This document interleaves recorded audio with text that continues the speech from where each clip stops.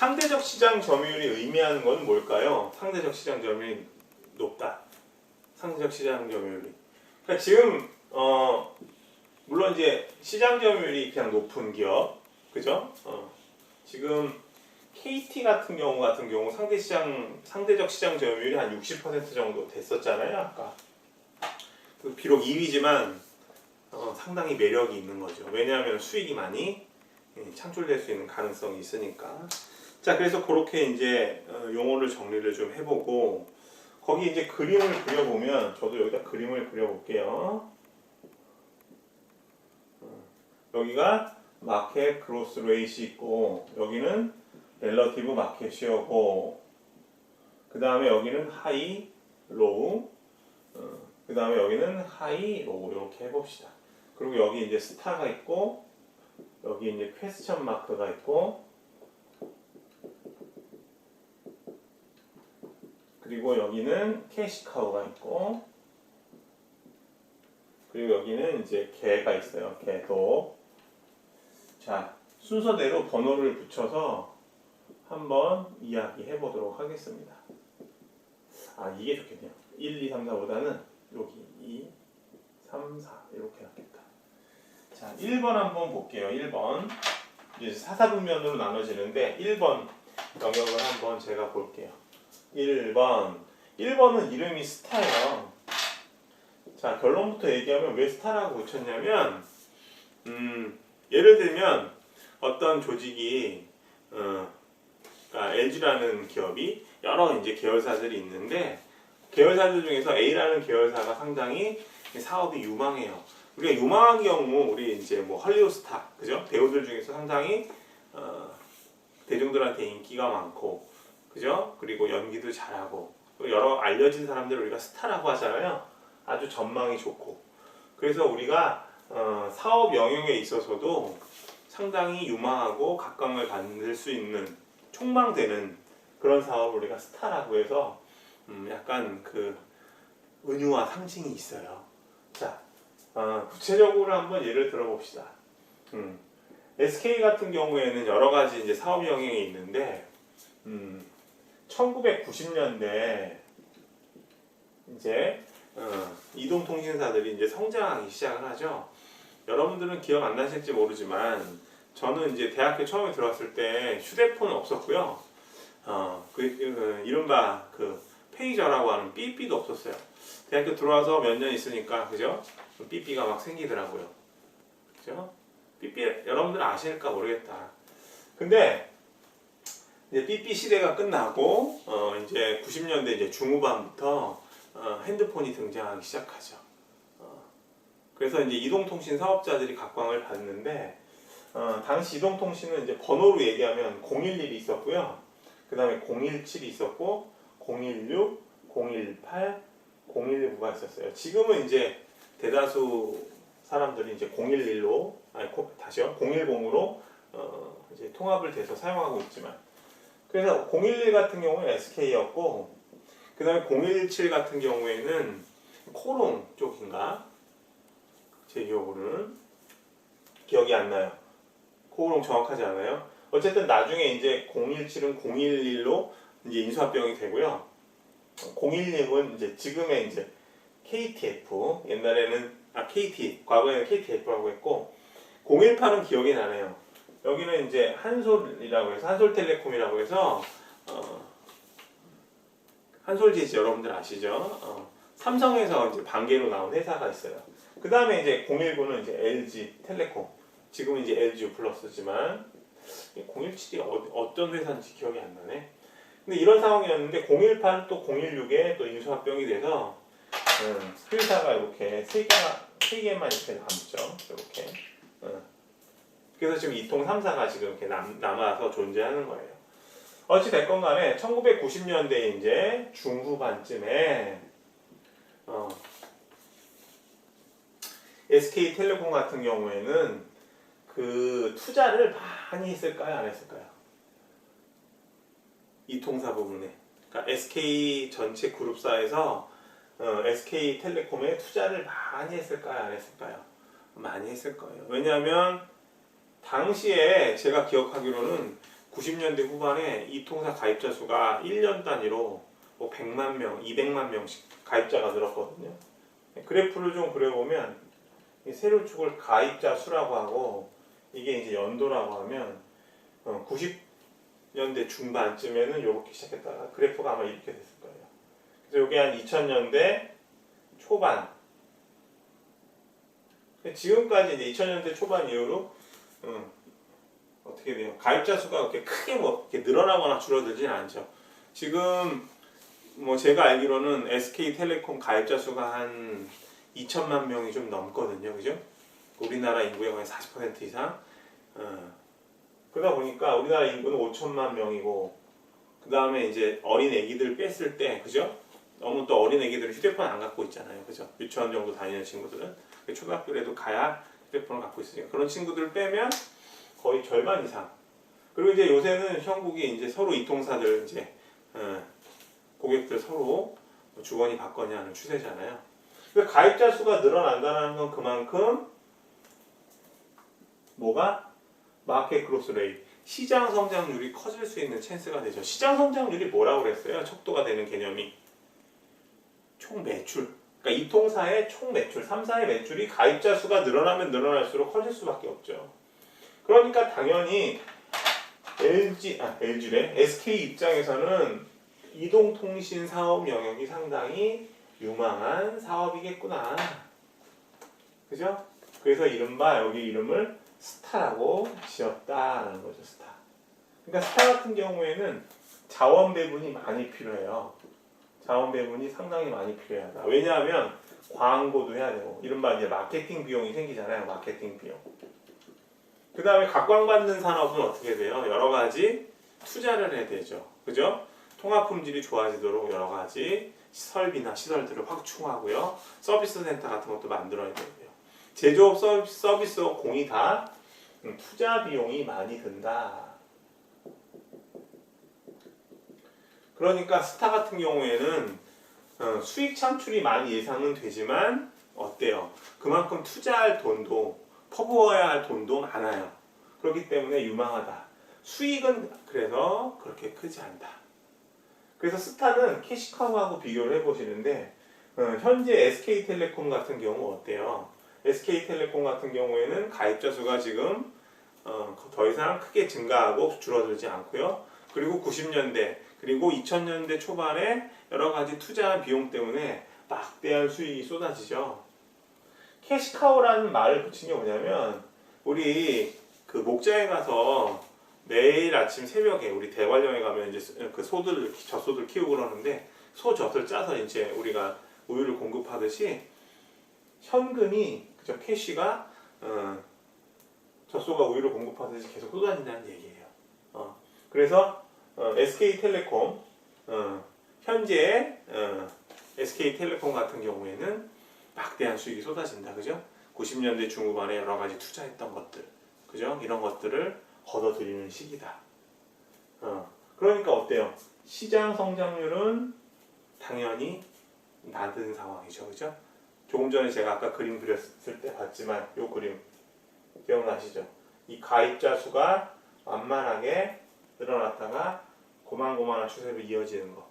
그럼 가입자 수가 늘어나지 않았다는 거는 크게 늘어나지 않았다는 거는 매출하고 관련을 지어볼 때 매출에 있어서 별 변동이 없다. 맞다. 뭐 전년도에 비해서 0.01 정도 성장했다. 그러면 거의 비슷한 수준이잖아요. 이해되세요? 그래서 캐시카우 여기는 수익이 창출된다. 그래서 어떤 기업이 사업 영역을 여러 가지 가지고 있다라고 했을 때는 반드시 현금이 쏟아져 나올 수 있는, 다시 얘기하면 수익 창출이 가능한 캐시카우를 보유하고 있는 게 좋아요. 그리고 유망한 사업을 갖고 있어야 돼요. 앞으로 먹고 살 거리니까, 그죠? 그래서 여러분들 대기업 보면은 어때요? 대기업들 보면은 여러 가지 앞으로 각광을 받을 수 있는 사업 영역, 그죠? 이 제약이라든가, 그죠? 이른바 바이오케미칼 이런 쪽들을 사업 영역들을 대기업들은 보유하고 있어요. 앞으로 크게 발전할 수 있는 영역이니까요. 자, 그 다음에 세 번째 퀘스천 마크 한번 볼게요. 퀘스천 마크는 그야말로 물음표죠. 스타하고 같은 영역인데 뭐가 낮은 거예요? 상대적 시장 점유율이요. 그래서 조금 전에 90년대 초반에 제가 이 통사들 5개 회사들 봤죠. 한솔텔레콤 같은 경우, 그죠? 018 번호를 썼던 한솔텔레콤 같은 경우에는 어디에 인수합병됐어요? KT에, 그죠? 왜? 시장 점유율이 가장 낮았거든요. 상당히 시장 성장률이 높아서 앞으로 수익이 나긴 하지만 그 산업에서 활동하는 기업들 중에서 상당히 시장 점유율이 낮다라는 거는 수익이 그렇게 크지 못할 수도 있다는 얘기죠.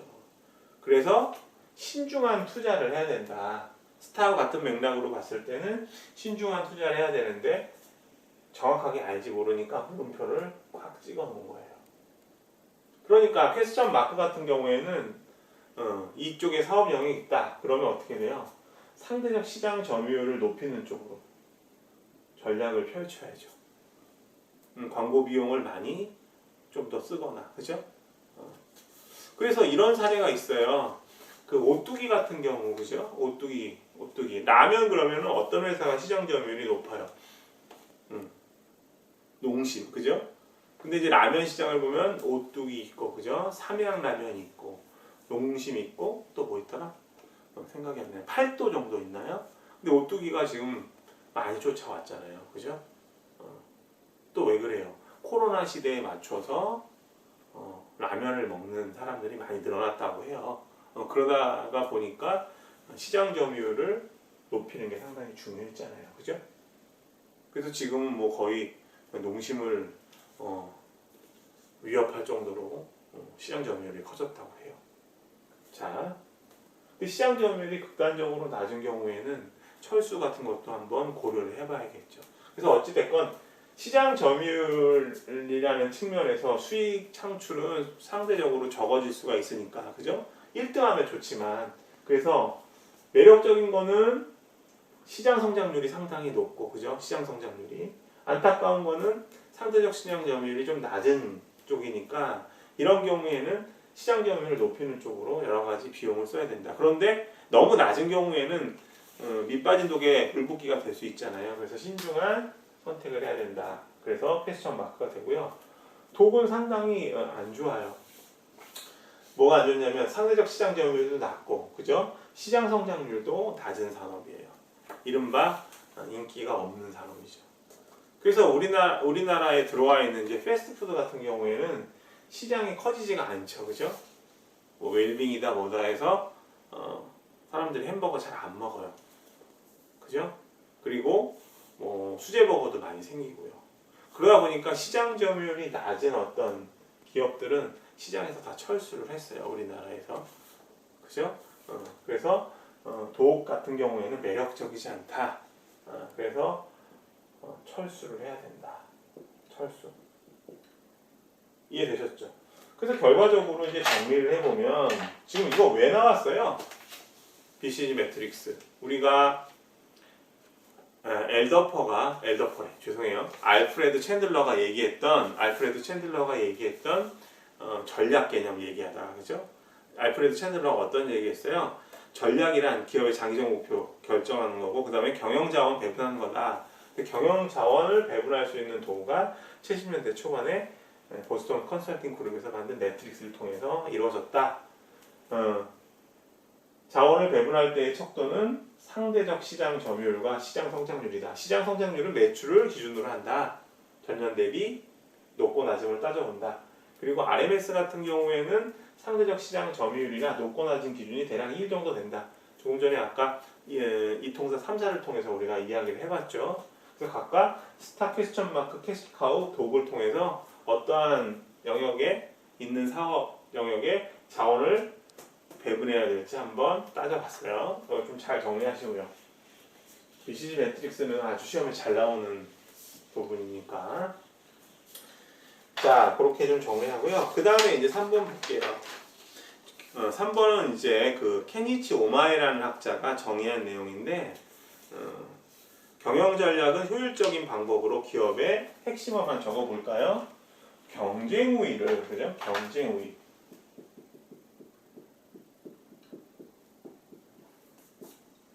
competitive advantage. 경쟁 우위를 상승시키는 것이다.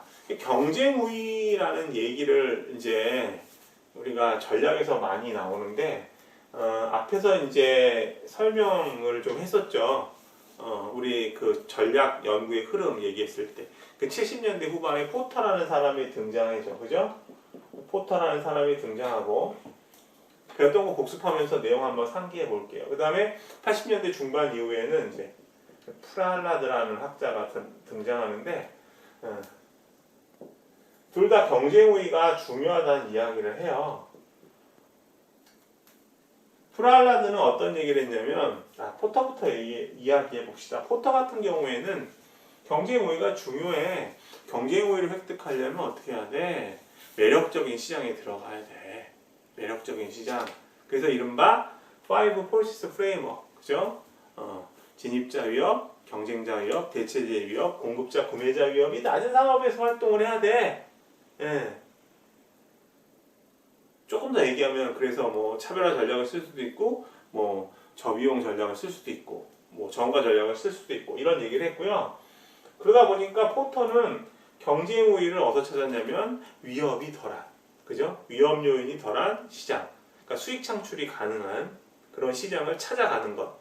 그러니까 전략적 초점이 조직 밖에 있는 거죠. 조직 안에 있는 게 아니라, 그죠? 매력적인 시장을 찾아야 돼. 그래야 경쟁 우위를 획득할 수가 있어.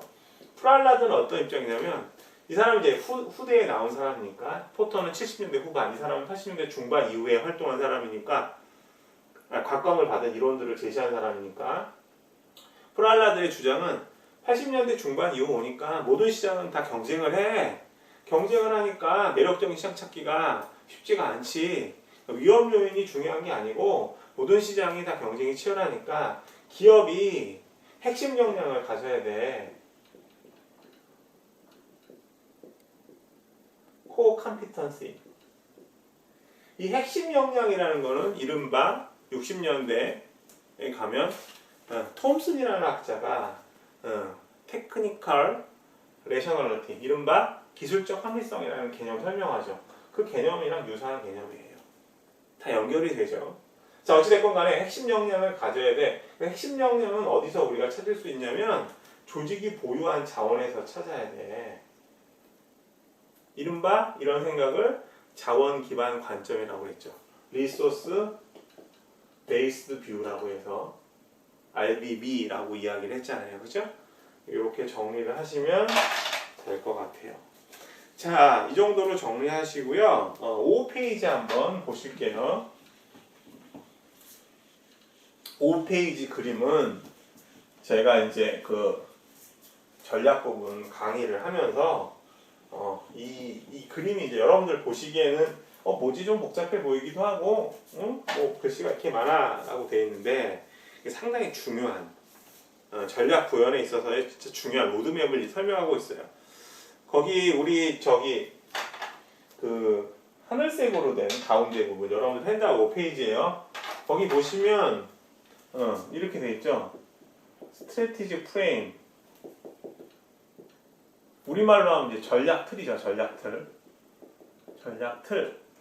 어떤 프레임을 짠다. 틀을 짠다라는 거고. 그리고 여기 프레임에서 가장 중요한 게 미션과 비전. 그죠? 두 번째는 전략 목표, 스트래티지 골. 세 번째는 CSF, 크리티컬 석세스 팩터가 되고요. 그 다음에 요거 전략 프레임을 짜고, 그 다음에 이제 우리가 어떤 걸 하냐면 전략 선택을 해요. 스트래티직 초이스. 전략 선택. 근데 전략을 선택할 때 하나는 뭐가 있냐면 코퍼레이트 레벨이 있어요. 코퍼레이트 레벨. 우리말로 얘기하면 기업 수준의 전략. 기업 수준의 전략이 있고 전략 선택할 때. 그 다음에 우리가 공부했던 비즈니스 레벨. 이 비즈니스라는 말을 우리가 디비전이라고 이야기하셔도 좋아요. 그러니까 사업부 수준. 기업 수준의 전략과 사업부 수준 전략이 있다. 이렇게 보시고요. 마지막으로 칸이 모자라니까 여기다 쓸게요. Conforming KPI. 이 KPI는 미리 말씀드리면 한번 이야기한 것 같은데 Key Performance Indicator. Key Performance Indicator. Key Performance Indicator. 그래서 첫 글자만 합해서 KPI라고 하는데 우리말로 이야기하면 핵심 성과 지표라고 해요. 핵심 성과 지표. 성과 지표가 될 수 있는 것들을 확인한다. 컨포밍. 확인한다. 이게 바로 성과 측정이 되죠. 성과 측정. 퍼포먼스 메저가 되는 거죠. 그래서 우리가 전략을 우리가 구현할 때는 일단 프레임을 짠다. 그 중에서 중요한 게 조직이 추구하는 미션과 비전. 미션은 다 아시죠? 정리해 볼까요? 우리 강의 초반에 조직의 미션 얘기를 했었잖아요. 나이키의 미션 기억나세요? 존재 근거. 비전은 바람직한 조직의 미래 모습. 전략 목표는 요거 이따 해볼게요. CSF는 KPI도 우리 1장에서 공부했던 것 같아요. 성과 기준의 유지 뭐 이런 거 설명할 때 어쨌든 프레임을 짜야 된다. 근데 프레임을 짤 때 그냥 짜는 게 아니라 그림 보시면 거기 왼쪽에 External Analysis, 오른쪽에 Internal Analysis, 각각 외부 분석, 내부 분석이라는 말이 있잖아요. 거기 외부 분석, 내부 분석. 손자병법 얘기를 계속 해보면 손자병법에 이런 얘기 나오잖아요. 적을 알고 나를 알면, 그죠? 적을 안다는 게 외부 환경을 이해한다는 개념이잖아요. 그리고 나를 안다는 게 우리 조직의 내부 상황을 철저하게 분석한다는 얘기죠. 100번 싸워도 위태로움이 없다는 말을 하잖아요. 손자병법에서. 마찬가지로 어떤 전략 틀을 짜려면 외부 분석과 내부 분석을 해서 거기에 맞춰서 조직의 미션과 비전과 전략 목표, 핵심 성공 요인, CSF는 핵심 성공 요인이요. 말 안 한 것 같다. 이 도출될 수 있다. 그러고 나서 이제 전략을 선택해야 한다. 기업 수준에서 추진해야 되는 전략이냐, 혹은 사업부 수준에서 추진해야 되는 전략이냐. 그런 다음에 우리가 성과를 측정하는데 성과의 측정은 뭘로 하느냐? KPI를 확인하는 것으로 마무리할 수 있다. 네, 그림을 이렇게 그리는 게 맞겠네요. 그죠? 이렇게. 퍼포먼스 메저니까. 그죠? 자, 여러분들 요 그림을 이제 잘 보시는데요. 우리가 7장에서는 이렇게 하늘색으로 된 부분, 다시 얘기하면 전략 프레임에 관한 거. 그래서 이어서는 미션과 비전, 그 다음에 전략 목표 CSF의 의미를 다시 한번 리뷰를 해보고요. 그리고 이들 간 관계에 대해서 우리가 한번 생각을 해볼 거예요. 그래서 거기까지 이제 수업을 하게 되면은 아마 이번 주차 수업은 완료가 되고 그 다음 주차에는 이제 전략 선택에 대한 이야기를 하겠죠. 그 다음에 성과 측정에 관한 얘기를 그렇게 되면 이제 실장이 완료될 것 같습니다. 자, 여기서 마무리하고요. 이어서 계속 공부하도록 하겠습니다.